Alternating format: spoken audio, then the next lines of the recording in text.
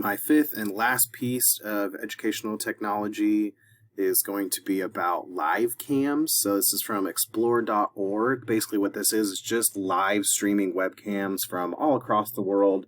You can see here that it points pretty much towards animals. That's sort of what it's here for. It does have some climate stuff. So if you're talking about an island climate, or if you're talking about tundra climate, you could go ahead and pull up these actual areas and you could see it live. So your students know that it's currently happening at this time, which is really nice. I typically would use this if I am trying to supplement what I'm talking about. So an example here, if I am talking about climate and we're talking about the anomaly known, as the aurora borealis, we can go ahead and actually see that.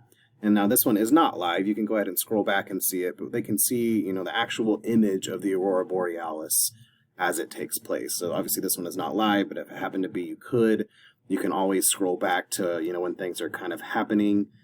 I really just like to use this as supplemental. So if I'm talking about lions or something along those lines, or bears, I can click on that. We can see what's going on with the bears. I also could see this being used as sort of a background noise for students. So as they're working on something, you could just have them pick a particular camera that they'd like to watch.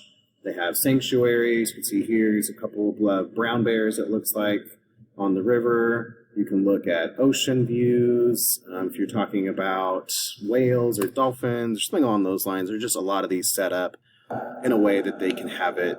This would be great for like a background noise as they're working. Again, this is sort of all over. They have them all over the place. These are completely free.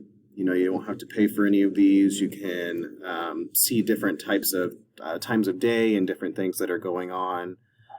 So again, it's a great way to supplement some of the things you're talking about so they can see them happening in live, which I think is really cool, especially if your students to understand that that's happening as we're speaking.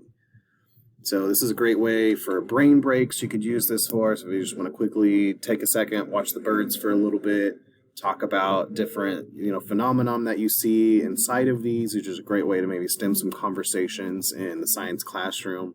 So this covers ISTE for educational leaders 3.5C and for educators 2.6B.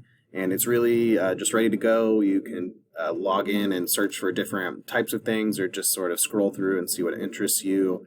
So if you want to see cat rescues, go to cat rescues. Big cat rescues, you could check and see what's going on with the lions and tigers, different things along those lines.